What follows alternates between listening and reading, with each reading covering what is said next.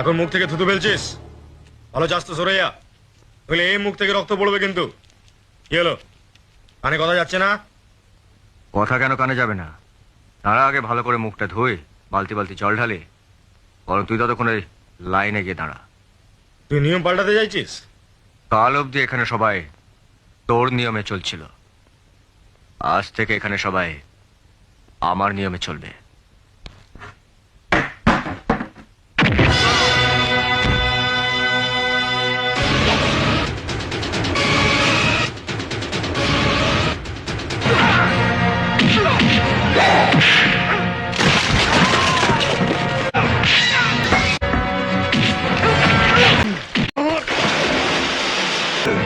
চল, আমার বাড়ির জল বন্ধ করে দেওয়া,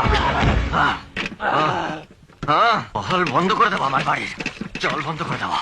আজ তোকে আমি এত জল খাওয়াবো, জীবনে কোনোদিন আর তুই জল জল নিতে কল তলায় আসবি না।